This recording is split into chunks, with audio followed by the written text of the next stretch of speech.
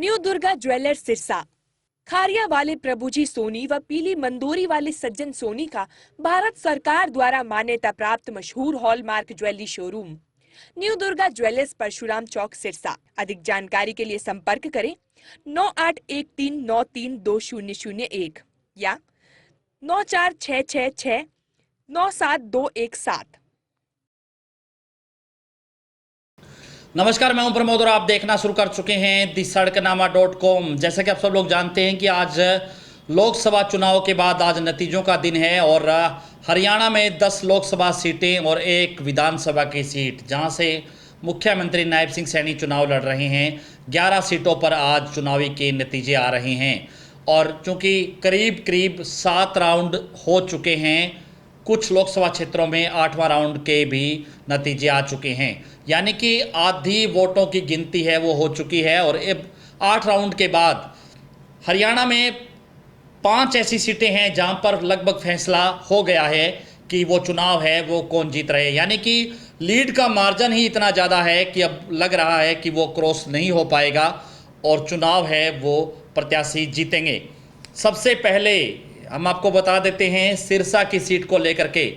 सिरसा में कांग्रेस प्रत्याशी कुमारी सैलजा है, जो अभी उनको 3,95,855 वोट उनको मिले हैं, जो कि 1,44,952 वोटों से आगे चल रही हैं, यानी कि करीब 1.5 लाख का मार्जिन है कुमारी सैलजा का। अब ये लग रहा है कि ये लीड टूटने वाली नहीं है, हालांकि आधे वोट हैं वो अभी गिनती में नहीं हैं, यानी आधे वोटों की गिनती हो चुकी है, लेकिन इतनी बड़ी लीड, इतना बड़ा मार्जिन है वो डाउन नहीं होगा और सिरसा से कुमारी सैलजा की जीत है वो लगभग तय मानी जा रही है। ये हम आपको सबसे बड़ी अपडेट है, सबसे पहले हम आपको दे रहे हैं कि सिरसा से कुमारी सैलजा है वो चुनाव जीतती हुई दिख रही हैं। यहाँ पर डॉक्टर अशोक तंवर है जिनको 2,50,903 वोट है वो अब तक मिले हैं और इसी सीट पर इनेलो को 47,474 वोट मिले हैं, यानी कि संदीप लोट वाल्मीकि हैं जो इंडियन नेशनल लोकदल के प्रत्याशी हैं, उनको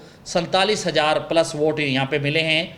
यहाँ पर रमेश खटक है जिनको 9,041 वोट मिले हैं और लिल्लू राम आसाखेड़ा है जिनको 49,176 वोट मिले, यानी करीब 5,000 वोट उनको मिले हैं। और सिरसा लोकसभा सीट से कुमारी सैलजा है वो चुनाव जीतती हुई दिख रही हैं। हालांकि गिनती अभी चल रही है, करीब 7 प्लस राउंड है वो हो चुके हैं, तो सिरसा की सीट पर लगभग ये क्लियर माना जाए कि यहाँ से कुमारी सैलजा चुनाव जीत रही हैं। इसके बाद जो रोहतक की सीट है, रोहतक की सीट पे भी हम आपको बता देते हैं कि रोहतक की सीट पर भी लगभग ये माना जा रहा है कि ये सीट भी कांग्रेस के खाते में जाती हुई दिख रही है और यहाँ से कांग्रेस प्रत्याशी दीपेंद्र हुड्डा हैं वो सांसद बन रहे हैं।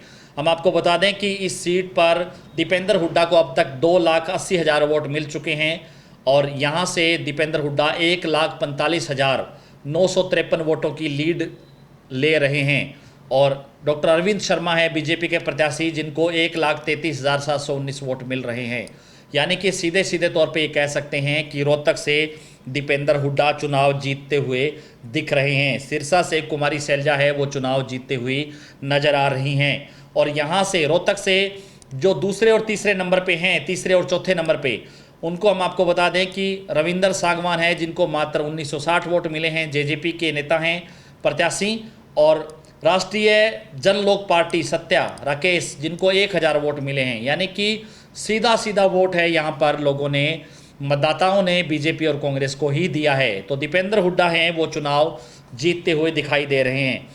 इसके बाद की जो सीट है वो हम आपको बता दें कि करनाल सीट, जहाँ से पूर्व मुख्यमंत्री मनोहर लाल है वो चुनाव जीतते हुए दिख रहे हैं। हम आपको बता दें कि मनोहर लाल भी करीब 1,22,407 वोटों की लीड ले रहे हैं और उनको अब तक 3,61,901 वोट मिले हैं, यानी कि इस सीट पर तो लगभग नतीजा तय हो गया है कि मनोहर लाल खट्टर है वो सांसद बन रहे हैं करनाल के।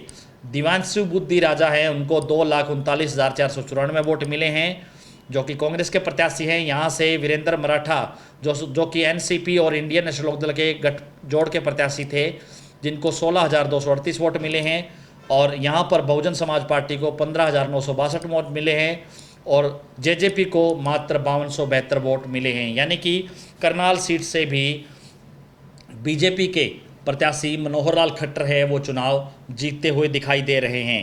इसके साथ साथ जो फरीदाबाद की सीट है, फरीदाबाद सीट पे हम आपको बता दें कि यहाँ से कृष्णपाल गुर्जर जो पूर्व में 2 बार से यहाँ से सांसद रहे, पूर्व केंद्रीय मंत्री रहे हैं कृष्णपाल गुर्जर है वो बड़ी लीड है वो लेते हुए दिख रहे हैं। यानी कि चुनाव है वो जीत सकते हैं। 82,000 वोटों की लीड है वो कृष्णपाल गुर्जर की है। यानी कि 3,40,592 वोट उनको अब तक मिले हैं। और उनके सामने हैं महेंद्र प्रताप सिंह जिनको 2,58,076 वोट मिले हैं। कृष्णपाल गुर्जर हैं वो चुनाव जीतते हुए दिख रहे हैं। यहाँ से तीसरे और चौथे नंबर के जो उम्मीदवार हैं बहुजन समाज पार्टी के कृष्ण ठाकुर जिनको 11,000 वोट मिले हैं और 2660 वोट मिले हैं सुनील तेवतिया और जो कि इनेलो के प्रत्याशी हैं, और 2213 वोट मिले हैं नलिन हुड्डा जो कि जननायक जनता पार्टी के प्रत्याशी हैं, उनको मिले हैं। यानी कि सीधे तौर पे कह सकते हैं कि यहाँ से कृष्णपाल गुर्जर है वो चुनाव जीतते हुए नजर आ रहे हैं। ये 4 लोकसभा की सीटें हैं जो 2 बीजेपी और 2 कांग्रेस के खाते में जाती हुई दिख रही है। एक सीट जिससे मुख्यमंत्री नायब सिंह सैनी चुनाव लड़ रहे हैं वो सीट भी बीजेपी के खाते में जाती हुई दिख रही है, क्योंकि ये विधानसभा सीट है और यहाँ पर अब तक 17 राउंड में 9 राउंड हो चुके हैं और मुख्यमंत्री नायब सिंह सैनी है वो करीब 27,000 की लीड ले रहे हैं। 27,407 वोटों से वो आगे चल रहे हैं। यानी कि बड़ा उल्टफेर इस सीट पे नहीं हो सकता। अब तक उनको 54,495 वोट मिले हैं और त्रिलोचन सिंह कांग्रेस के हैं जिनको 27,088 वोट मिले हैं। तो ये सीट भी बीजेपी के खाते में जा रही है। यानी कि 2 लोकसभा और 2 की सीटें कांग्रेस और 2 लोकसभा की सीटें बीजेपी, एक विधानसभा की सीट है वो भी बीजेपी के खाते में जा रही है। यानी कि अभी तक मुकाबला है इन 4 सीटों पे जो है जीत लगभग तय मानी जा रही है। बाकी जो 6 सीटों पर मुकाबला है उन सीटों पर कुछ भी हो सकता है। यानी कि कांग्रेस के उम्मीदवार भी बराबर फाइट दे रहे हैं, बीजेपी के उम्मीदवार भी बराबर फाइट दे रहे हैं, कभी वो आगे कभी वो आगे। अब वो जो है दायरा उन 6 सीटों पर चल रहा है, उन सीटों पर भी आने वाले 3 राउंड में ये क्लियर हो जाएगा कि इन 4 के अलावा उन सीटों पर भी कौन उम्मीदवार जीत दर्ज कर रहा है। तो ज़्यादा से ज़्यादा इस वीडियो को आप शेयर जरूर कर दीजिए। अब तक का ये बड़ा रिजल्ट है कि हरियाणा में 10 लोकसभा सीटों पर 4 लोकसभा सीटों के नतीजे लगभग तय हो गए हैं, जिनमें से 2 बीजेपी और 2 कांग्रेस के खाते में जाती हुई दिख रही है। बहुत बहुत शुक्रिया।